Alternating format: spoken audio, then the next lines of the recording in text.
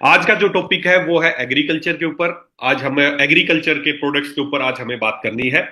किसी दिन ऋतुचर्या दिनचर्या जब ये अपडेट करेंगे तब आपको इनका इंपॉर्टेंस समझाऊंगा। ऋतुचर्या का क्या इंपॉर्टेंस है, क्यों हमें अपने जीवन में इसको अपनाना चाहिए, दिनचर्या कैसी होनी चाहिए, और सब चीजों के ऊपर बात करेंगे। आने वाले समय में हम बहुत शानदार तरीके से इस एजुकेशन सिस्टम को आगे बढ़ाने वाले हैं।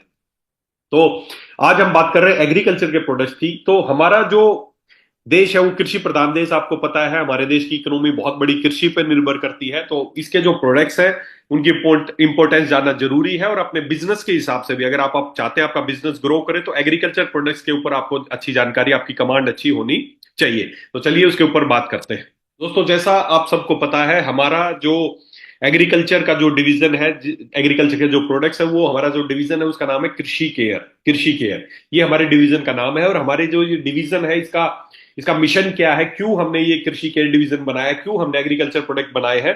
तो हमारा एक मिशन है, विश्व मुक्त खेती, अमृतदायी फसल और समृद्ध किसान। ये तीन टारगेट है हमारे जो हमें अचीव करने हैं। आप सबकी मदद से हम सब मिलके पूरे भारतवर्ष में हमें क्या करना, विश्व मुक्त खेती। पहला हमारा टारगेट है कि हमें जो हमारी खेती है, जो फसल है, उसको विष मुक्त करना है। और यहीं से शुरुआत हो जाएगी सारी चीजों की। जब विष मुक्त खेती होगी तो जो फसल कैसी होगी, अमृतदायी होगी। अमृत अमृत के समान हमारी फसल होगी। हमारा जो भी फूड है, हमारा खाना है, अब शुरुआत में हमारी फूड चेन में ही जब कंटामिनेशन होने लगता है, उसमें जहर डलने लगते हैं, तो आगे तक की हमारी बीमारी ठीक होने का तरीका वो सब चेंज हो जाता है। तो शुरुआत हमें हमारी जड़ों से करनी पड़ेगी।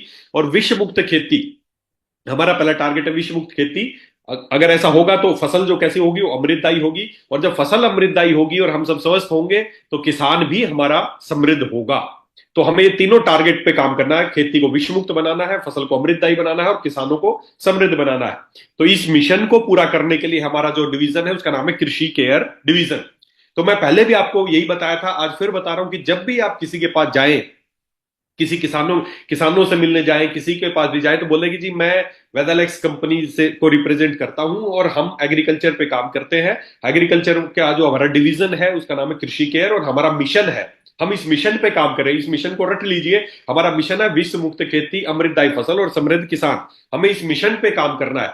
जब आपके मिशन से ही आगे की पिक्चर क्लियर होगी कि वो बोलेंगे, एक तो ये होता है कि हमारा हम गए और बोले जी हमारी कंपनी है, प्रोडक्ट बनाती है, आपको प्रोडक्ट बेचने आए, तो आपका मिशन क्या होगा कि प्रोडक्ट बेचना है। ये हमारा मिशन नहीं है। हमारा मिशन क्या है, फिर उस पर बात करें कि इस मिशन को पूरा कैसे करना है। अल्टीमेटली काम तो वही करना, हमें लोगों को प्रोडक्ट पहुंचाने हैं। लेकिन एक बार जाते ही डायरेक्ट आप सीधी प्रोडक्ट के ऊपर बात करते हैं, वो अच्छा नहीं है। तो आपको बताना है कि मैं वेदालेक्स कंपनी को रिप्रेजेंट करता हूं, मैं यहां से रहने वाला हूं, और हमारी कंपनी एग्रीकल्चर बहुत सारे डिवीजन पे काम करती है, उसी में एक डिवीजन है एग्री का जिसका नाम है कृषि केयर, और ये हमारा मिशन है। इस मिशन को हमें पूरा करना है। तो उस आदमी की अगली सोच बदल गई कि इनका एक मिशन है और इस मिशन के तहत ही काम कर रहे हैं। अब वो आपकी बातों पे ज्यादा ध्यान देगा। तो विश्व मुक्त खेती, अमृतदायी फसल और समृद्ध किसान, ये हमारा मिशन है।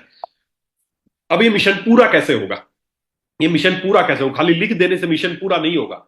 ये मिशन पूरा कैसे होगा, कैसे क्या चीजें की जाए कि इस मिशन को पूरा किया जाए।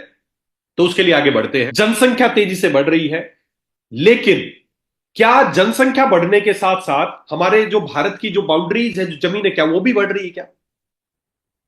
आपको क्या लगता है, पहले 53 करोड़ थे जब इतनी जमीन थी भारत के पास, आज 142 करोड़ होगी, तो जमीन बढ़ गई क्या? और आजू बाजू के देश अंदर हमने मिला लिए क्या? नहीं मिला है, जमीन उतनी ही है। आप समझना कितनी बड़ी बात है कि जनसंख्या बढ़ने के साथ तो हमें क्या लेना पड़ेगा टारगेट, कि कम जमीन पे ही ज्यादा उत्पादन बढ़ाना पड़ेगा। अब इसको कैसे किया जाए, उसके लिए कुछ तरीके अपनाए गए। क्या तरीके अपनाए गए? कुछ तरीके अपनाए गए कि कम जमीन में ही ज्यादा पैदावार बढ़े। उसके लिए सबसे पहली बात, हाइब्रिड बीज लाए गए। पहले नॉर्मल बीज, सीड्स, देसी बीज इस्तेमाल किए जाते थे, हाइब्रिड बीज बनाए गए। हाइब्रिड बीज बनने से पैदावार बढ़ी। दूसरा, सिंथेटिक फर्टिलाइजर लाए गए। पहले देसी खाद इस्तेमाल करते थे, उसके बाद रासायनिक खादों का प्रचलन बढ़ा, जिससे भी पैदावार बढ़ी। तीसरा, पेस्टिसाइड। पहले फसलें खराब हो जाती थी बहुत सारी बीमारियों से या कीटाणुओं से खराब हो जाती थी, तो उसके लिए बहुत सारे पेस्टिसाइड लाए गए, जिससे उनका इस्तेमाल करने से फसल खराब होने से बची और फसल की पैदावार बढ़ी। तो ये तीन तरीके अपनाए गए फसल को आपकी कम जमीन में ही पैदावार को बढ़ाने के लिए। कौन कौन से? हाइब्रिड बीज लाए गए, सिंथेटिक फर्टिलाइजर लाए गए, और पेस्टिसाइड, कीटनाशक, इनका इस्तेमाल ज्यादा हुआ। तो ये सारी चीजें करने से उत्पादन तो बढ़ा, उत्पादन तो बढ़ा, लेकिन साथ ही साथ कुछ समस्याएं भी आई। क्या समस्या आई? सबसे पहली समस्या तो यह आई कि किसानों के ऊपर सबसे बड़ी समस्या क्या आई, उनके खर्चे तो बढ़ गए लेकिन उत्पादन उतना नहीं बढ़ा। रासायनिक खादों का खर्चा बढ़ गया, पेस्टिसाइड का खर्चा बढ़ गया, जो हाइब्रिड बीज लाए गए उनका खर्चा बढ़ गया। तो किसानों के खर्चे तो बहुत बढ़ गए लेकिन उसके मुताबिक उसका उत्पादन नहीं बढ़ा, जिससे किसान कर्जे में जाते गए और किसान दिन पे दिन कर्जे में आते जा रहे हैं। जब तक किसान समृद्ध नहीं होगा तब तक देश भी समृद्ध नहीं होगा। किसान हमारी रीढ़ की हड्डी। तो किसान कर्जे में डूबते जा रहे हैं। बहुत बार रोज न्यूज सुनते हैं, महाराष्ट्र में सब जगह हर जगह ही ऐसी हालत है, किसानों ने आत्महत्या की कर्जे से आगे। किसी भी किसान को देख लो जाके, सब बोलेंगे कर्जे में है। क्यों? क्योंकि खेतों में बेचारे डालते तो बहुत कुछ है लेकिन आउटपुट के मामले में उतना नहीं हो पा रहा। तो सबसे बड़ी समस्या ये आई कि किसानों के खर्चे बढ़ गए और उत्पादन उतना नहीं बढ़ा, पहला। दूसरा, पेस्टिसाइड इंड्यूस्ड डिजीज बढ़ गई, बीमारियां बढ़ गई। जब से रासायनिक खाद, जब से पेस्टिसाइड ज्यादा आए हैं तब से बीमारियां ज्यादा बढ़ गई। कैंसर जैसी बीमारी पहले सुनने को नहीं मिलता था, गांव में कैंसर होता है, अब गांव में जाके देखो हर गांव में कैंसर के पेशेंट है। पहले कैंसर होना बहुत बड़ी बात थी, किसी एक को कैंसर हो जाता था तो कई गांव तक खबर फैलती थी कि उस गांव में कोई कैंसर का मरीज। अब कैंसर घर घर में पहुंच गया है, कैंसर। ये दो बड़ी समस्या आई जब ये चीजें की गई कि पेस्टिसाइड लाए गए, हाइब्रिड बीज लाए गए। हाइब्रिड बीज से भी बहुत बड़ी समस्याएं आई, लोगों के जीवन में चेंज हुआ, बीमारियां बढ़ने लगी। रासायनिक खादों से भी अब कोई भी हर जगह ही, पंजाब की बात करूं तो पंजाब में पेस्टिसाइड सबसे ज्यादा इस्तेमाल किए जाते हैं पूरे भारत में। इसी वजह से पंजाब में कैंसर सबसे ज्यादा फैल रहा है। सीधी सी बात है, जहां ये चीजें ज्यादा इस्तेमाल होंगी वहीं पर बीमारियां ज्यादा होंगी। शुगर बहुत ज्यादा बढ़ती जा रही है, कैंसर बहुत ज्यादा बढ़ता जा रहा है, बीमारियां बहुत ज्यादा तेजी से बढ़ने लग गई जब से इस तरह का रेवोल्यूशन आया। तो अब देखो, चाहिए भी यही चाहिए कि कम जमीन में ज्यादा उत्पादन चाहिए, लेकिन अगर उसके लिए ये तरीके अपनाए जाए तो इनके नुकसान है। एक तो खर्चे बहुत ज्यादा हो गए किसान के, किसान मरता जा रहा, दूसरे बीमारियां बढ़ती जा रही है। किसान बेचारा एक घर में ही, वो पहले ही उसको कर्जे में है, पता चला उसके घर में किसी को कैंसर हो गया, उसके घर में ही शुगर हो गई, तो वैसे ही वो मर गए। तो क्या क्या क्या किया जा सकता है? क्या किया जा सकता है कि फसल का उत्पादन भी बढ़े, कम जमीन में उत्पादन भी बढ़े लेकिन ये बीमारियां ना हो और किसान के खर्चे भी कम हो? इसके लिए क्या किया जाए, उसके ऊपर चलिए थोड़ी आगे बात करते हैं कि कैसे हम किसानों को भी समृद्ध बना सकते हैं और लोगों को बीमारियों से भी बचा सकते हैं। तो उसके लिए क्या उपाय अपनाए जाए, उसके ऊपर थोड़ी बात करते हैं। देखिए, सीधी सी बात है दोस्तों, छोटी सी बातें हैं, समझने दिमाग में सोच समझने की बातें हैं। कोई भी फसल है, अगर आप उसका उत्पादन बढ़ाना चाहते हैं, सीधी सी बात है, जिस प्रकार हमें ग्रोथ करने के लिए क्या चाहिए, भोजन चाहिए, खाना चाहिए, उसी प्रकार कोई भी फसल का पौधा, चाहे वो किसी भी फसल का पौधा हो, चाहे वो गेहूं का पौधा हो, चाहे चावल का हो, चाहे वो किसी सब्जी का हो, चाहे वो किसी भी अनाज का हो, चाहे किसी फल का हो, किसी भी चीज का, चाहे किसी औषधि का हो, किसी भी चीज का कोई भी पौधा है, सीधी सी बात है, उस पौधे को ग्रोथ करने के लिए, डेवलपमेंट करने के लिए क्या चाहिए, उसको न्यूट्रिएंट चाहिए, उसको खाना चाहिए। अगर उसको खाना प्रॉपर मिलेगा तो ग्रोथ होगी, नहीं तो कुछ नहीं। तो मुख्य चीज क्या है, किसी भी फसल की पैदावार को बढ़ाने के लिए, आप चाहते हैं आपकी गेहूं की फसल है और उस गेहूं की फसल अच्छी हो तो क्या करना पड़ेगा, हमें उस गेहूं की फसल के जो पौधे हैं उसको अच्छा खाना देना पड़ेगा ताकि अच्छी ग्रोथ हो, अच्छी बालियां आए और हमें अच्छा उत्पादन मिले। तो प्रैक्टिकल समझ के अगर चीजों पे काम करोगे तो जरूर आप इस टारगेट को पूरा कर सकते हो कि कम जमीन में ही ज्यादा पैदावार बढ़ाना है, और उसमें भी विश्व मुक्त खेती नहीं, अमृतदायी फसल हमें करनी है। तो न्यूट्रिएंट्स चाहिए, पहला रिक्वायरमेंट फसल की क्या है, न्यूट्रिएंट्स चाहिए, पोषक तत्व चाहिए पौधों को ग्रोथ करने के लिए। कौन कौन से पोषक तत्व चाहिए, बड़े ध्यान से समझना। देखो, किसी भी फसल के पौधे को, चाहे कोई भी हो, चाहे वो सब्जी हो, चाहे वो कोई अनाज हो, चाहे वो फल हो, कोई भी फसल हो, उसके पौधे को कौन कौन न्यूट्रिएंट चाहिए। सबसे पहली बात, अगर मेरे इधर लेफ्ट साइड में हम देखेंगे तो उसको लाइट चाहिए, कार्बन डाइऑक्साइड चाहिए, वाटर चाहिए और जमीन चाहिए। ये चीजें चाहिए सबसे पहले तो फसल को। उसके बाद जो उसके न्यूट्रिएंट्स क्या कि ये चीजें सारी मिल रही है, लाइट भी उसको मिल रही है, पानी भी मिल रहा है, जमीन भी मिल रही है, सब कुछ मिल रहा है। न्यूट्रिएंट्स क्या चाहिए उसको ग्रो करने के लिए, तो न्यूट्रिएंट्स कौन कौन से न्यूट्रिएंट्स चाहिए, दो तरह के न्यूट्रिएंट चाहिए, मैक्रो और माइक्रो। मैक्रो मैक्रो मैक्रो मतलब जो ज्यादा मात्रा में चाहिए उसको बोलते हैं मैक्रो, और माइक्रो जो कम मात्रा में चाहिए लेकिन चाहिए जरूरी। जैसे अगर हमें भी बात करें तो हमें भी दो तरह के माइक्रो न्यूट्रिएंट चाहिए, दो तरह के न्यूट्रिएंट चाहिए। मैक्रो मैक्रो में कौन कौन से चाहिए, हमें हमें प्रोटीन चाहिए, कार्बोहाइड्रेट चाहिए, फैट चाहिए, ये हमारे मैक्रो न्यूट्रिएंट्स हैं। माइक्रो में क्या चाहिए, वाइटामिन चाहिए, अमीनो एसिड्स चाहिए, मिनरल चाहिए, वो हमारे माइक्रो न्यूट्रिएंट्स हैं। इंसान को भी जिंदा रहने के लिए और स्वस्थ रहने के लिए दो तरह के न्यूट्रिएंट ही चाहिए, मैक्रो और माइक्रो। मैक्रो मतलब जो ज्यादा मात्रा में चाहिए, माइक्रो जो कम मात्रा में चाहिए लेकिन जरूरी चाहिए। पौधों को भी दो तरह के न्यूट्रिएंट्स चाहिए, कौन कौन से, मैक्रो और माइक्रो। मैक्रो में 6 तरह के न्यूट्रिएंट्स हैं जो उसको ज्यादा मात्रा में चाहिए। कौन कौन से? नाइट्रोजन, फास्फोरस और पोटाशियम। एनपीके, नाम याद कर लो, एनपीके। और उसके बाद अगले तीन कौन से हैं? सल्फर, मैग्नीशियम और कैल्शियम। सल्फर, मैग्नीशियम और कैल्शियम, ये 6 हैं मैक्रो न्यूट्रिएंट्स जो ज्यादा मात्रा में चाहिए, आवश्यक तौर पे चाहिए उसको ग्रो करने के लिए। कौन कौन से हैं 6 मैक्रोन्यूट्रिएंट्स? नाइट्रोजन, फास्फोरस और, आप किसी भी किसी के पास जाए तो जाके ऐसा ही नहीं कि जी भी हमारा प्रोडक्ट अच्छा है, ये कर, उसको प्रॉपर तरीके से बताओ कि आपकी फसल को पोषक तत्व चाहिए। कागज पे समझाओ उसको, उसको उसको समझ में आएगा कि ट्रेंड बंदा है, सही जानकारी देगा। तो उसको बताओ कि आपकी फसल को पोषक तत्व चाहिए। कौन कौन से पोषक तत्व चाहिए? 2 तरह के चाहिए, मैक्रो और माइक्रो। मैक्रो, मैक्रो में 6 है। पहला है नाइट्रोजन, फास्फोरस और पोटास, एनपीके। पोटास को के से लिखते हैं। तो नाइट्रोजन, फास्फोरस और पोटास, एनपीके। सल्फर, मैग्नीशियम और कैल्शियम, ये 6 तो चाहिए उसको मैक्रोन्यूट्रिएंट्स। और माइक्रोन्यूट्रिएंट्स कौन कौन से चाहिए? Boron, copper, iron, chloride, manganese, molybdenum और जिंक, ये है माइक्रोन्यूट्रिएंट्स। तो इस प्रकार टोटल उसको ओवरऑल अगर मैं बात करूं, ओवरऑल अगर बात करें हम इस सारे को, तो 7 माइक्रोन्यूट्रिएंट्स और 6 14 और 3 17, ये 17 प्रकार की चीजें किसी फसल को चाहिए। कौन कौन सी चीजें चाहिए? जो आपकी फसल का जो खाना है वो क्या है? ये 17 प्रकार का खाना है। कौन कौन सा खाना है? पहली बात, कार्बन, ऑक्सीजन और हाइड्रोजन, ये चाहिए, ये उसको एनवायरमेंट से मिल जाती है। उसके बाद जो मैक्रो है उसको भी 2 टुकड़ों में तोड़ते हैं। मैक्रो में भी दो, जो तीन जो सबसे इंपॉर्टेंट है और 3 सेकेंडरी। प्राइमरी कौन से हैं? NPK, macronutrients. देखो, मेरी बातें, मैं अब मेरे सामने बैठे नहीं हूं कि मेरे को मैं आपसे बार बार पूछूं कि मेरी बातें समझ में आ रही है नहीं, लेकिन आपको समझ में आनी चाहिए। और नहीं आ रही, नहीं भी आ रही है अभी समझ में, तो लिखते जाओ, बाद में इनको पढ़ना, रिपीट करना, बार बार समझ में आएगी। 2 तरह के न्यूट्रिएंट चाहिए, मैक्रो और माइक्रो। मैक्रो जो ज्यादा मात्रा में चाहिए, आवश्यक तौर पर चाहिए, और माइक्रो जो कम मात्रा में चाहिए लेकिन बीमारियों से बचने के लिए और स्वस्थ रहने के लिए चाहिए। अब मैक्रो में भी 2 डिवीजन हो गए, प्राइमरी और सेकेंडरी। प्राइमरी में पहले 3, एनपीके वो है प्राइमरी, और कैल्शियम, मैग्नीशियम, सल्फर ये है सेकेंडरी। तो 6 प्रकार के हो गए मैक्रोन्यूट्रिएंट्स। और माइक्रो में वही zinc, boron, iron, manganese, copper, molybdenum और क्लोराइड, ये है माइक्रोन्यूट्रिएंट्स। तो ये किसी भी पौधे का खाना है जो उसको चाहिए।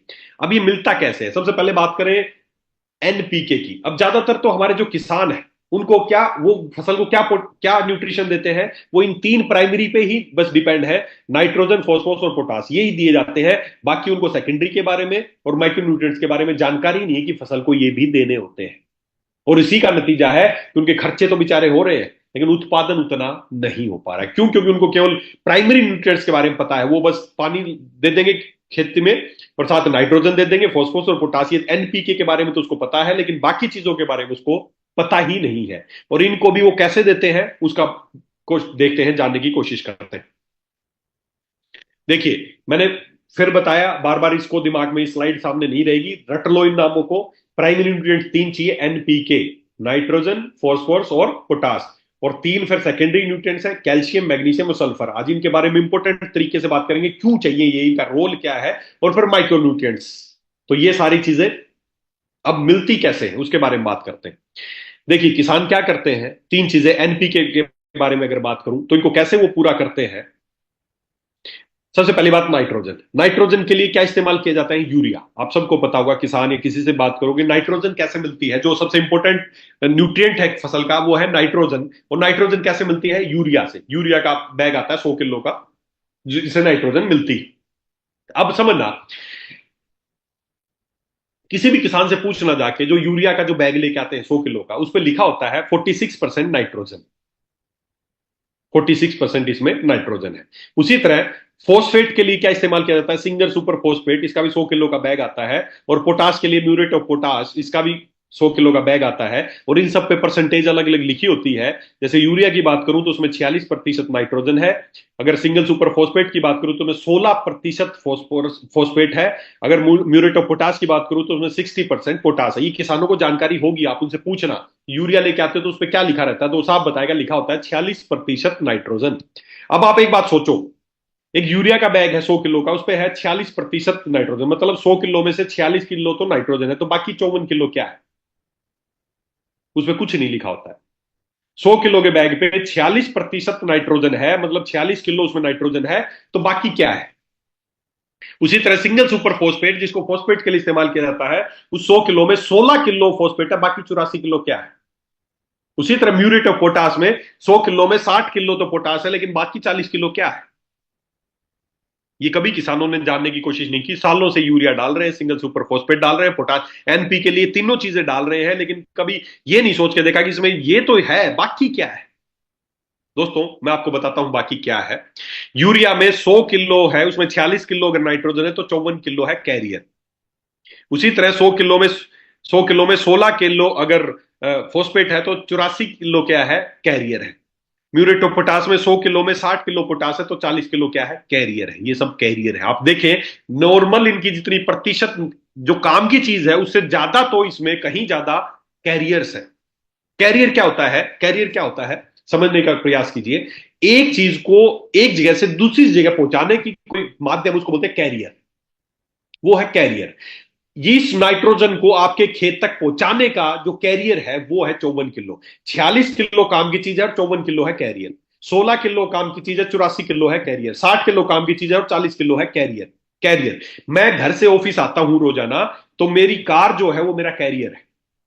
कोई किसी चीज से ऑफिस जाता है, कोई किसी चीज से जाता है, कोई साइकिल से जाता है, कोई बस से जाता है, कोई गाड़ी से जाता है, कोई ट्रेन से जाता है, कोई हवाई जहाज से जाता है। जिस चीज से वो ऑफिस तक पहुंचता है वो उसके कैरियर है। कैरियर का काम एक ही है कि एक जगह से दूसरी जगह चीजों को पहुंचाना। अब होता क्या है, अब जब आप वो यूरिया का 100 किलो का बैग अपने खेत में डाला तो उससे 46 किलो तो नाइट्रोजन मिल गई, लेकिन जो 54 किलो कैरियर था उसका क्या हुआ? वो भी आपके खेत में ही डंप हो गया। अगर मैं ऑफिस में आया, मेरे को ऑफिस आना था, मैं अपने घर से कार लेके चला और मैंने अपनी कार को क्या किया, ऑफिस के बाहर छोड़ा और मैं उतर के अंदर आ गया। अगर क्या होता, अगर मैं मेरी कार को भी अपने केबिन में ले आता तो जितना भी स्टाफ ऑफिस में काम कर रहा है सब अपना अपना कैरियर, कोई चीज से आया है, कोई गाड़ी से आया है, कोई बस से आया है, कोई ट्रेन से आया है, सब अपने अपने कैरियर को ऑफिस के अंदर घुसेंगे तो क्या होगा? ऑफिस का सब तहस नहस हो जाएगा, टूट फूट हो जाएगा, सब कुछ जगह नहीं बचेगी, सब खराब हो जाएगा। क्यों? क्योंकि कैरियर अंदर लाने की चीज नहीं है। हमारी फसल में वो कैरियर जरूर जा रहा है। और इसी का नतीजा है कि जब 46 किलो नाइट्रोजन मिली और 54 किलो कैरियर वहां पर डंप हो गया, और इस साल दर साल होता ही जा रहा है, होता ही जा रहा है। इस साल 1 कट्टे से काम चल गया, अगले साल 1.5 कट्टा डाला, अगले साल 2 कट्टा डाला, डालते जा रहे डालते जा रहे, क्योंकि नाइट्रोजन तो चाहिए, पोटास भी चाहिए, फास्फोरस भी चाहिए। लेकिन उनको पूरा करने के लिए, उनको पूरा करने के लिए जो चीजें डाली जा रही हैं उसमें एक्टिव चीजें कम है, कैरियर ज्यादा है।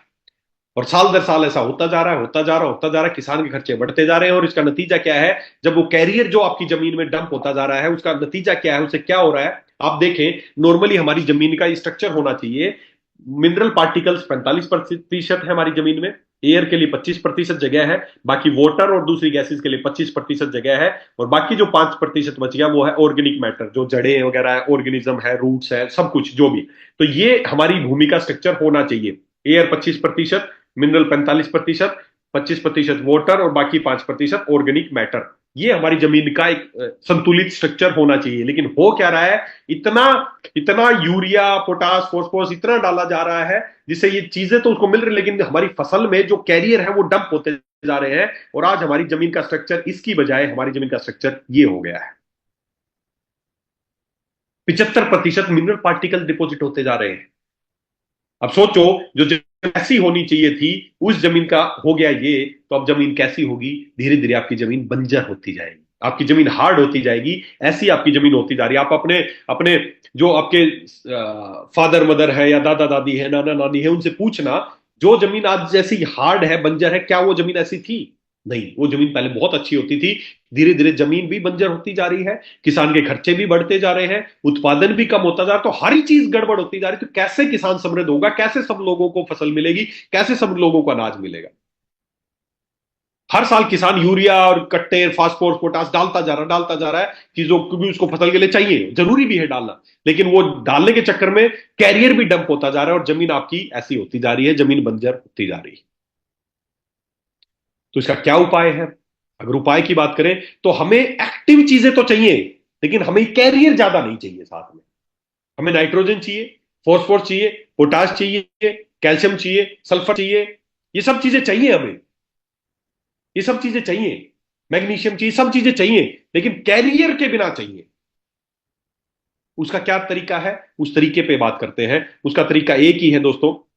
आप अगर ये जमीन की अगर देखें ना स्ट्रक्चर, कैसा जमीन होती जा रही है, इतनी हार्ड हो गई हमारी जमीन। ये देखे पूरा मिनरल्स मिनरल्स मिनरल मिनरल्स जो कैरियर है वो डिपॉजिट होते जा रही है। ये जमीन की एक लेयर काट के मैंने ओरिजिनल पिक्चर है किसान की, देखिए जमीन की ये हालत हो रही है।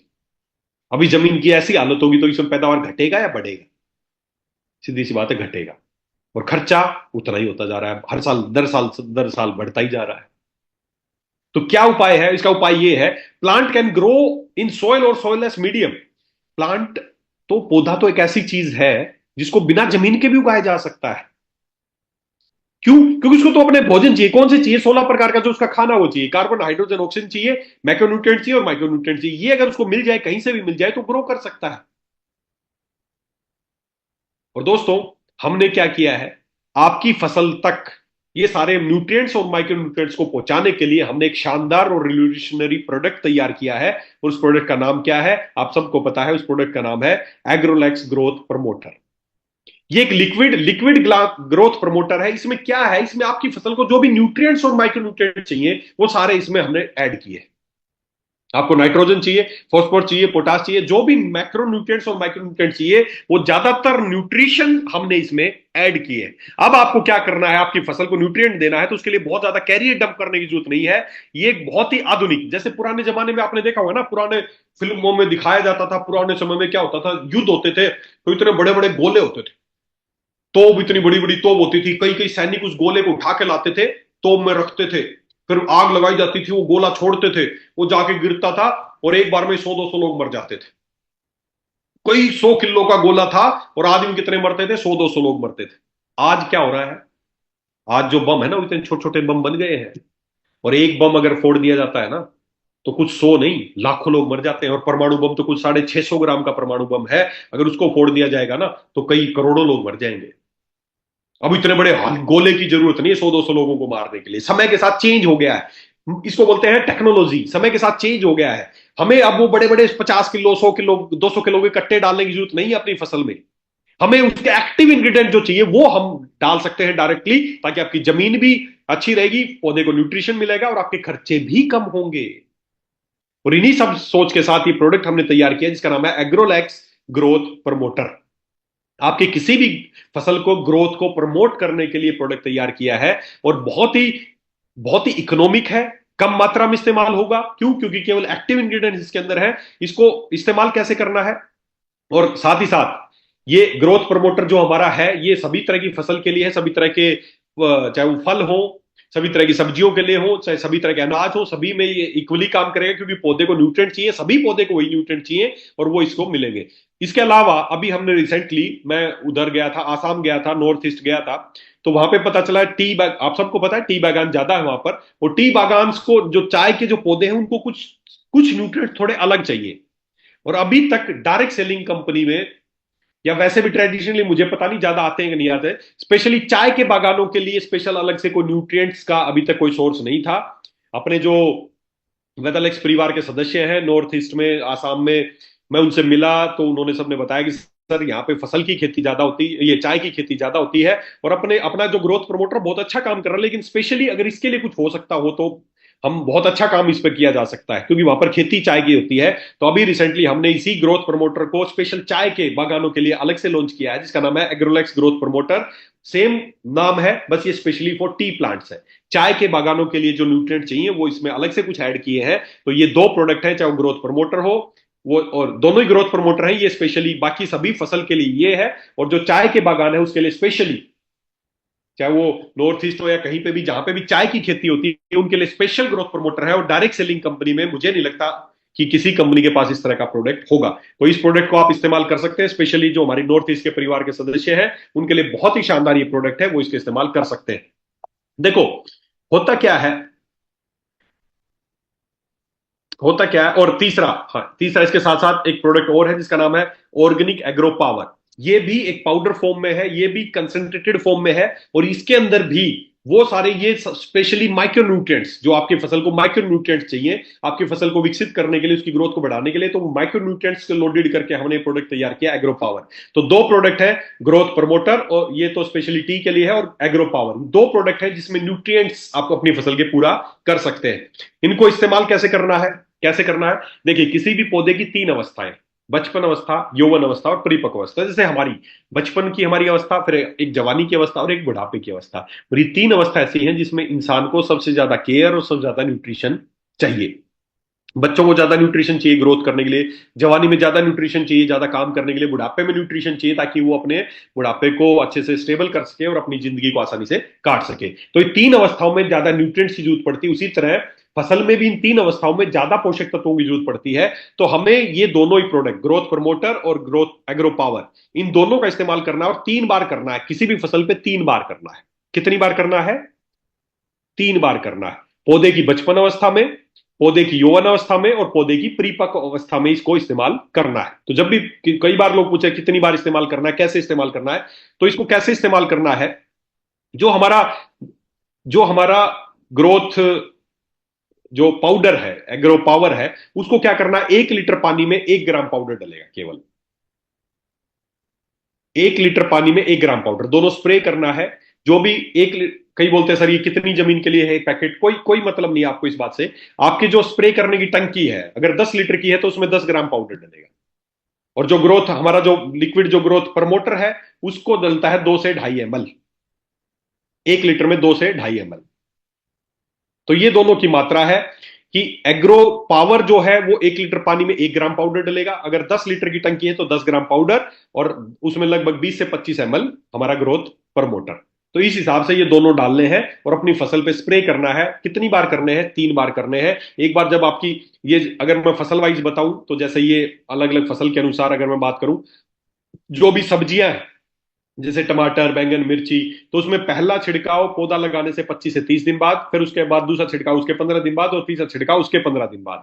अगर मैं गेहूं, धान, कपास इनकी बात करूं तो पहला छिड़काव पौधा जो बीज लगने के 40 से 45 दिन बाद, दूसरा छिड़काव उसके 15 दिन बाद, तीसरा छिड़काव उसके 15 दिन बाद। अगर मैं बात करूं गाजर, मूली, मेथी, पालक, धनिया और इनकी बात करूं तो पौधा, पहला छिड़काव पौधा लगने के 15 दिन बाद, और फिर 7 दिन बाद, 7 दिन बाद। आम, चीकू और सीताफल, नारियल, आंवला, इनकी बात करूं तो पहला छिड़काव फूलों की बहार के वक्त, दूसरा छिड़काव 20 दिन के बाद, और तीसरा छिड़काव उसके 20 दिन बाद। इसी तरह केला, पपीता पे पहला छिड़काव पौधा लगाने के 40 दिन बाद, दूसरा छिड़काव 30 दिन बाद, और उससे छिड़काव 30 दिन बाद। मुख्यतः इन पौधों की अलग अलग अवस्था के अनुसार है। पहली अवस्था कईयों की शुरुआत में है, कईयों की थोड़ा लेट आती है, तो 3 बार छिड़काव होंगे ज्यादातर। एक बार शुरुआत में, एक उसके 15-20 दिन बाद, और एक उसके 15-20 दिन बाद। इस तरीके से 3 बार छिड़काव करना है इन दोनों को मिला के। कौन कौन से? ग्रोथ प्रमोटर और एग्रो पावर, इन दोनों को मिला के 3 बार छिड़काव करना है। 3 बार छिड़काव करने से क्या फायदा होगा? पहला फायदा, फसलों पर होने वाले रासायनिक छिड़काव में 20 से 30% की बचत होगी। पहले ही साल आपको अगर ये इस्तेमाल करते हैं तो जो भी वो यूरिया, पोटास, फॉस्फोरस जो भी यूज कर रहा है उसको बोलना वो 20 से 30% कम कर देने हैं। जितना भी वो इस्तेमाल कर रहे हैं किसान, पहले ही साल उसको 20 से 30% कम कर देना है। और दूसरा फायदा क्या होगा? पहले ही साल उसके उत्पादन में 20 से लेकर 50% तक बढ़ोतरी हो जाएगी। सोचो आप, क्या खुशी की बात है या नहीं है कि उसके रासायनिक खाद 20 से 30% कम डालने पड़ेंगे, और उसकी पैदावार पहले ही बार से, 3 बार छिड़काव करने के बाद पहले ही साल से, पहले ही सीजन से उसकी पैदावार 20% से लेकर 50% तक की ग्रोथ हो जाएगी। और ये प्रोडक्ट 100% ऑर्गेनिक है। किसी तरह से मानव, पशु, पक्षी या पर्यावरण किसी के लिए ये नुकसानदायक नहीं है, सबके लिए पूर्णतया सुरक्षित है। तो ये दोनों हमें प्रोडक्ट इस्तेमाल करने, इन दोनों से क्या होगा? फसल को न्यूट्रिएंट्स मिलेंगे, micro nutrients and micro nutrients, जिससे उनकी ग्रोथ होगी। चाहे वो किसी भी का पौधा हो, धरती का कोई भी पौधा हो, चाहे वो कोई अनाज हो, चाहे फल हो, चाहे सब्जी हो, चाहे औषधि हो, किसी भी चीज का पौधा हो, जब उसको न्यूट्रिएंट्स और माइक्रो न्यूट्रिएंट्स मिलेंगे तो ग्रोथ होगी ही होगी, और आपकी पैदावार 20 से 50% बढ़ेगी। हमारा किसान के खर्चे कम होंगे, पैदावार धीरे धीरे बढ़ती जाएगी। अगले साल फिर 20 से 30% कम हो जाएगा रासायनिक खाद, और अगले 3 से 4 साल में उसको किसी तरह की रासायनिक खादों की जरूरत नहीं पड़ेगी। केवल इन्हीं के इस्तेमाल से ही उसकी फसल की ग्रोथ अच्छी आनी शुरू हो जाएगी। तो दोनों काम होंगे, किसान के खर्चे भी कम होंगे और पैदावार भी बढ़ेगी। और सोचो, जब ये चीजें डलेंगी तो आपकी जमीन कितनी अच्छी होगी, आपकी फसल कितनी अच्छी होगी। उस फसल के जो जो भी रासायनिक खाद जल रहा था, रासायनिक केमिकल डल रहे थे, वो सारे कम हो जाएंगे, धीरे धीरे खत्म हो जाएंगे। तो आपकी फसल कितनी अमृतदायी होगी और आपका किसान कितना समृद्ध होगा। दोस्तों बहुत ही आधुनिक प्रोडक्ट है, बहुत ही लेटेस्ट नैनो टेक्नोलॉजी पे आधारित ये प्रोडक्ट तैयार किए गए, एक्टिव इंग्रेडिएंट्स को लिया गया है, बहुत ज्यादा 100-200 किलो डालने की जरूरत नहीं है। 1 लीटर पानी में अगर लिक्विड ग्रोथ प्रमोटर की बात करें तो 2 से 2.5 ml, याद कर लो कितनी भी जमीन हो उससे मतलब नहीं है। उसकी स्प्रे करने की टंकी 10 लीटर की है तो 20 ml डलेगा, 20 लीटर की है तो 40 ml डलेगा। और पाउडर की बात करूं जो एग्रो पावर है उसकी बात करूं तो 1 लीटर पानी में 1 ग्राम पाउडर के हिसाब से 10 लीटर की टंकी है तो 10 ग्राम पाउडर डलेगा, 20 लीटर की टंकी है तो 20 ग्राम पाउडर डलेगा। तो इस हिसाब से हमें इस्तेमाल करना है। एक दो छोटी छोटी चीजें ध्यान रखें तो और ज्यादा उसको, देखो पैसा तो वो लगा ही रहा है किसान, हमें किसी भी तरीके से उसको पैसे का यूज करना है तो एक दो निर्देश उसको जरूर दे के आए।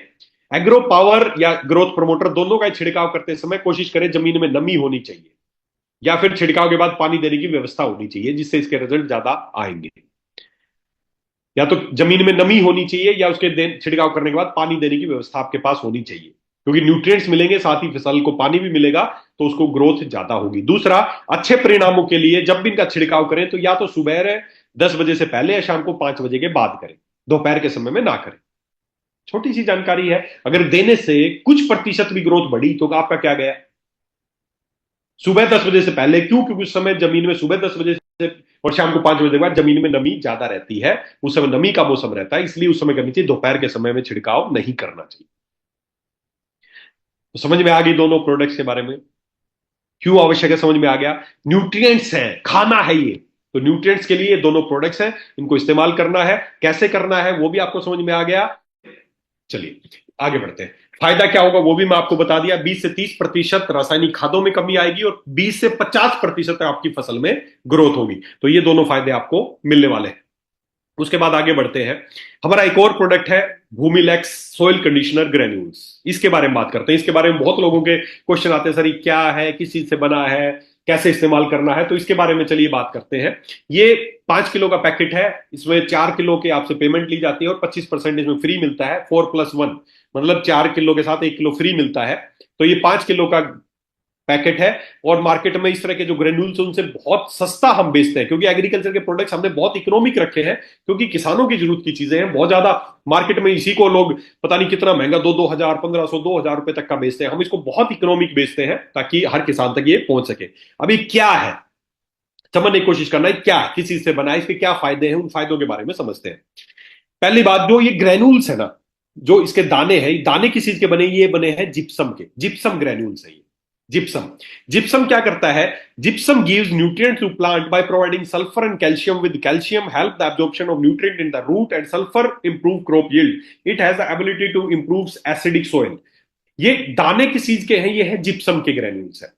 बहुत सारे लोगों के डाउट्स है कि दाने किस चीज के बने, तो जिप्सम के दाने बने हैं, जिप्सम के दाना है। और अकेला जिप्सम नहीं है, हम क्या करते हैं, जिप्सम के ग्रेन्यूल्स को फिर कोटिंग करते हैं अलग अलग माइक्रोन्यूट्रिएंट से, अलग अलग तरह के माइक्रोन्यूट्रिएंट जो उसको चाहिए, जो हमने पहले पेज पे देखे थे। माइक्रोन्यूट्रिएंट चाहिए, जो मोलिबेडियम चाहिए, जिंक चाहिए, कैल्शियम चाहिए, सल्फर चाहिए, जो माइक्रोन्यूट्रिएंट्स जो है उससे हम इनको कोटिंग करते हैं, उनको कोटिंग करके ये प्रोडक्ट तैयार होता है जिसका नाम है भूमिलेक्स सॉइल कंडीशनर ग्रेन्यूल्स।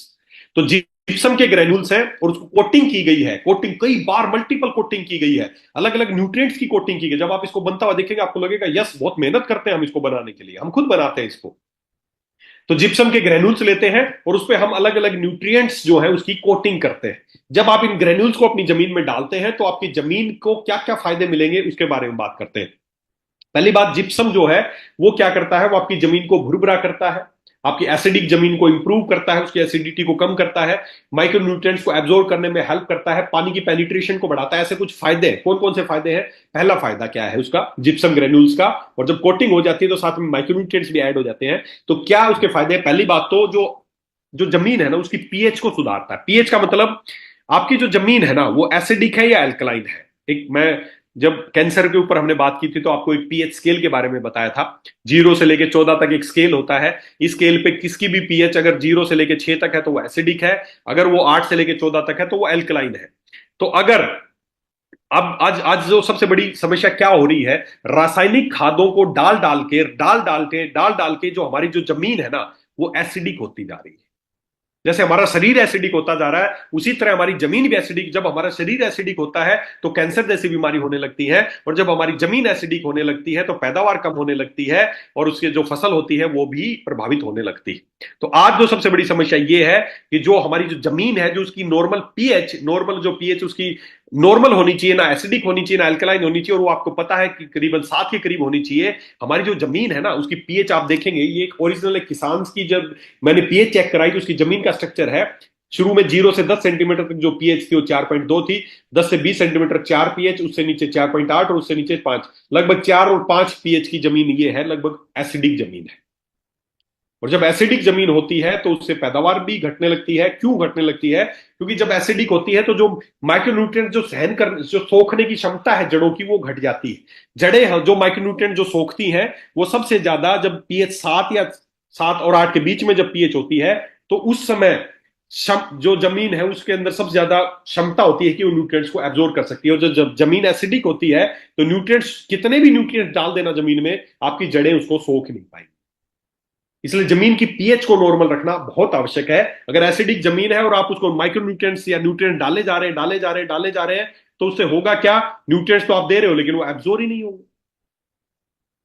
जमीन आपकी एसिडिक होती जा रही है। तो भूमिलेक्स जो ग्रेन्यूल्स है, इनका सबसे पहला काम यही है कि जो जिप्सम ग्रेन्यूल्स हैं वो आपकी जमीन की जो पीएच है उसको बढ़ाते हैं, आपकी जमीन जो एसिडिक हो गई है उसको नॉर्मल की तरफ लाते हैं। ये इसका पहला बेनिफिट है। और जब पीएच नॉर्मल होगी तो चाहे वो एनपीके हो, चाहे सल्फर, कैल्शियम, मैग्नीशियम हो, इन सबको एब्जॉर्ब करने की जो पौधे की क्षमता है वो बढ़ जाएगी। नहीं तो आप कितना भी खाना सामने रख देना, जब तक जमीन एसिडिक है वो एब्जॉर्ब ही नहीं होगी। तो जमीन में इनको एब्जॉर्ब कराने के लिए, पोषक तत्वों को एब्जॉर्ब कराने के लिए उसकी पीएच का नॉर्मल होना आवश्यक है, पहला। दूसरा, जिप्सम ग्रेन्यूल से या भूमिलेक्स ग्रेन्यूल से आपको जो इंपोर्टेंट दो न्यूट्रिएंट्स मिलते हैं वो है कैल्शियम और सल्फर। ये प्लांट के जो हमने बात की थी, जो मैक्रोन्यूट्रिएंट्स थे उसमें 6 थे, एनपीके और साथ में कैल्शियम, सल्फर और मैग्नीशियम। तो जो बाकी के जो 3 मैक्रोन्यूट्रिएंट्स है वो आपको इससे मिलेंगे। कौन कौन से? कैल्शियम और सल्फर इंपोर्टेंट मिलते हैं हमारे इस जिप्सम ग्रेन्यूल से। इन दोनों के अब बहुत सारे इंपोर्टेंट काम है, बस आप ये समझ लीजिए कि जो आपका पौधा फोटोसिंथेसिस करता है, खाना बनाता है, उसके लिए इनका इंपोर्टेंट योगदान है। आपकी जो स्पेशली जो जमीन में नाइट्रोजन की फिक्सेशन होती है ताकि रूट्स उसको एब्जॉर्ब कर सके, उसके लिए इनकी आवश्यकता है। जमीन का जो आपके अमीनो एसिड, जो भी पौधे को जो न्यूट्रिएंट है उसके लिए बहुत आवश्यक है। कैल्शियम, ज्यादा गहराई से अगर मैं कुछ टर्म्स बताऊंगा तो आपके दिमाग से स्किप हो जाएंगी। तो हमारे प्लांट के जो इंपोर्टेंट न्यूट्रिएंट्स है, मैक्रोन्यूट्रिएंट्स, कैल्शियम और सल्फर, वो भूमिलेक्स ग्रेन्यूल से हमें मिलते हैं। बस आपको ये याद रखना है। कैल्शियम, कैल्शियम मिलता है जिससे आपके पौधे के अंदर स्ट्रेंथ आती है, आपका पौधा खड़ा होता है किसी फसल के हवा को झेल। अगर आप कैल्शियम प्रॉपर आपकी फसल को नहीं मिलेगा तो कोई थोड़ी सी भी हवा होगी, थोड़ी सी बारिश होगी, आपकी जो फसल वो आसानी से गिर जाएगी, डैमेज हो जाएगी। कैल्शियम का बहुत इंपॉर्टेंट योगदान है कि आपकी फसल का जो तनाव है वो प्रॉपर रहे, आपकी फसल की ग्रोथ, जो उसकी तनाव शक्ति है वो बढ़ी रहेगी, ताकि आपकी किसी भी हवा से, आंधी तूफान से आपकी फसल खराब नहीं होगी। ये इसका एक फायदा है। इसके अलावा इसका तीसरा फायदा क्या है? जो जिप्सम ग्रेन्यूल्स क्या करते हैं, आपकी जमीन का जो सोइल स्ट्रक्चर है उसको लूज करते हैं। जो टाइट हो गया ना, जैसे मैंने शुरू में दिखाया था, मिनरल्स पार्टिकल्स बहुत ज्यादा डिपॉजिट हो गए, तो जो आपकी जमीन है जो टाइट हो गई है उसको लूजअप करने का काम है भूमिलेक्स ग्रेन्यूल्स का। जिप्सम का यही काम है। जिप्सम ग्रेन्यूल जब जमीन में डलते हैं तो आपकी जमीन में हवा का स्पेस बनाते हैं। तो जो जमीन आपकी बंजर हो गई है उसको वापस लूजअप करने के लिए, उसको भुरभुरी बनाने में इनका योगदान है। और जमीन भुरभुरी होगी तो क्या होगा? सीधी सी बात है, आपकी रूट्स ज्यादा बनेगी। आपने कोई बीज डाला, अब उसकी रूट्स बननी है, जमीन बिल्कुल टाइट है, तो जड़ें क्या फैल पाएंगी? ज्यादा नहीं फैल पाएंगी। तो हमें जमीन को लूज करना पड़ेगा ताकि रूट्स बनेंगी। जितनी ज्यादा रूट्स बनेंगी, रूट्स से क्या फायदा है? ज्यादा न्यूट्रिएंट्स खींचेंगे, पौधा ज्यादा स्ट्रॉन्ग तरीके से खड़ा रहेगा, जल्दी गिरेगा नहीं। तो रूट्स जिसकी जितनी मजबूत होंगी, फसल उतनी मजबूत होगी। रूट्स को मजबूत करने के लिए भूमिलेक्स ग्रेन्यूल्स। उसके बाद इसका एक और फायदा है, ये वाटर इन्फिल्ट्रेशन को बढ़ाता है। जिप्सम ग्रेन्यूल्स का एक ही फायदा है कि ये पानी को जमीन के अंदर गहराई तक पहुंचाने में योगदान करते हैं, वाटर इनफिल्ट्रेशन बढ़ाते हैं। जैसे आप देख सकते हैं, ये एक जमीन, एक पहली पिक्चर है, इसमें आप देख सकते हैं पौधे लगे हैं, नीचे रूट्स है, लेकिन इसमें वाटर का जो, इसमें हमने कोई ऐसा इस्तेमाल नहीं किया, कोई ग्रेन्यूल्स इस्तेमाल नहीं किए, जिसकी वजह से पानी का इन्फिल्ट्रेशन नहीं हुआ और जड़ें वहीं तक रही। उसके बाद इमीडिएटली आफ्टर, जैसे ही हमने ग्रेन्यूल्स को इस्तेमाल किया, पानी का इन्फिल्ट्रेशन अंदर हुआ। आप देख सकते हैं रूट्स का डेवलपमेंट एकदम तेजी से हो गया। 8 से 10 सप्ताह के अंदर ही आपकी रूट्स डेवलप हो गए। रूट्स जब इतनी डेवलप होंगी तो ऊपर की फसल कैसे डेवलप होगी आप खुद अंदाजा लगा सकते हैं। तो इसका एक फायदा है कि पानी को अंदर इन्फिल्ट्रेशन करता है। एक इसका लास्ट फायदा और है, भूमिलेक्स जो ग्रेन्यूल्स है, ग्रेन्यूल्स का ये आपकी जमीन का इरोजन को रोकता है। जो कटाव, जो पानी से या जो आपकी इंपोर्टेंट जमीन है उसका इरोजन हो रहा है, उसका कटाव हो रहा है, उसको कटाव को रोकता है, उसकी जमीन को, आपकी जमीन को बांधे रखता है। जिप्सम का काम है आपकी जमीन का जो ऑर्गेनिक मैटर है उसको कोलेजन रखता है, उसकी आपकी जमीन को जल्दी कटाव नहीं पड़ने देता है, जमीन खराब होकर इरोजन नहीं होगा। जहां तक बरसात का मौसम होता है उन जगह पे जमीन, बहुत सारे लोगों को, किसानों को बड़ी समस्या है कि उनकी जमीन कट जाती है, तो जमीन का कटाव रोकने के लिए भूमिलेक्स ग्रेन्यूल्स। तो ये इसके 5 फायदे हैं। पहली बात, ये जमीन के जो जो पीएच है, एसिडिटी है उसको कम करता है, पीएच को सुधारता है। दूसरा, कैल्शियम और सल्फर का इंपॉर्टेंट ये सोर्स है आपके पौधे के लिए। ये सोइल के स्ट्रक्चर को भुरभुरा कराता है, वाटर इन्फिल्ट्रेशन को बढ़ाता है और जमीन को कटने से रोकता है। ये इसके 5 फायदे हैं भूमिलेक्स ग्रेन्यूल्स के। और किस चीज से बना है? जिप्सम ग्रेन्यूल्स है, साथ में इसमें माइक्रोन्यूट्रिएंट्स की इसमें कोटिंग की गई है। तो ये हमारा प्रोडक्ट है। और साथ ही साथ एक प्रोडक्ट और है जिसका नाम है भूमि पोषक। ये भी क्या प्रोडक्ट है? जो मैंने फायदे बताए हैं भूमिलेक्स ग्रेन्यूल्स के, वही सारे फायदे इस भूमि पोषक के भी हैं। इसमें एडिशनल क्या है? उसमें केवल कैल्शियम और सल्फर जैसे न्यूट्रिएंट्स थे, इसके अलावा और जो माइक्रोन्यूट्रिएंट्स चाहिए जमीन को, वो सारे भी इसमें डाले गए। तो भूमि पोषक भी आपकी जमीन को भुरभुरा कराता है। ये दोनों प्रोडक्ट्स इतने इफेक्टिव हैं, अगर आप एक दिन में फर्क देख सकते हैं। जैसे ही आप अपनी कोई जमीन है उसमें भूमि पोषक या भूमिलेक्स ग्रेन्यूल डाल लेंगे, आप नंगे पैर पहले जमीन पे चल के देखें और ये डालने के 72 घंटे बाद दोबारा नंगे पैर जमीन पे चल के देखें, आपको जमीन की भुरभुरेपन में फर्क दिख जाएगा केवल 72 आवर्स में। ये इतने इफेक्टिवली काम करते हैं।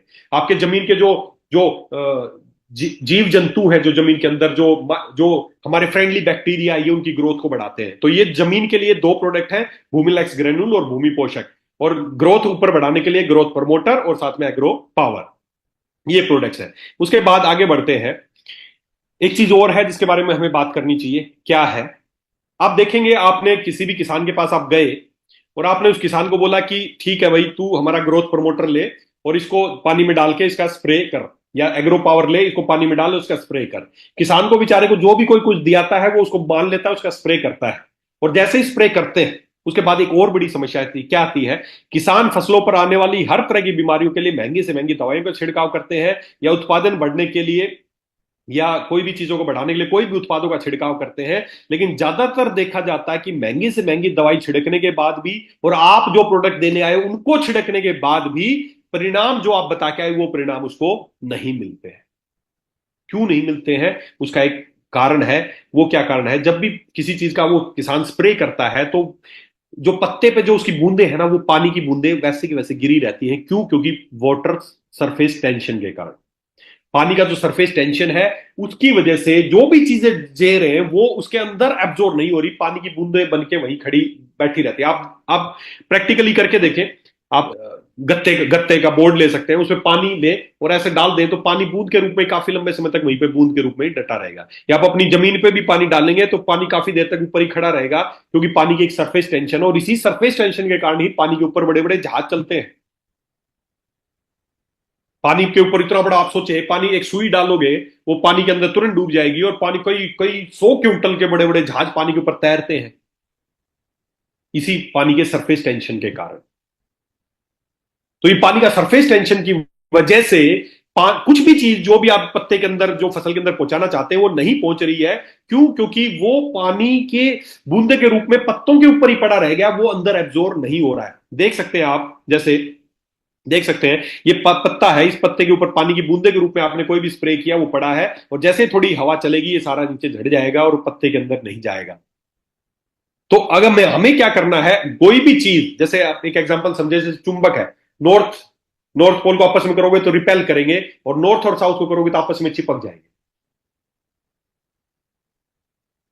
उसी तरह हमें क्या करना है, हमें कोई भी चीज जब पत्ते पे स्प्रे करनी है तो हमें ऐसा काम करना है कि वो चीज उस पर चिपक जाए, वो उससे ना झड़े और उसको उसका फायदा मिले। तो उसके लिए हमारे पास एक प्रोडक्ट है, और उस प्रोडक्ट का नाम क्या है? उस प्रोडक्ट का नाम है एग्रोलैक्स 85। एग्रोलैक्स 85 एक ऐसा प्रोडक्ट है जिसके अंदर खुद में कोई न्यूट्रिशन नहीं है, इसमें कोई पोषक तत्व नहीं है, इसमें कोई कोई माइक्रोन्यूट्रिएंट्स नहीं है, मैक्रो कुछ नहीं है, इसमें कुछ नहीं है। लेकिन ये क्या काम करता है? ये कुछ काम करता है। कौन से काम करता है?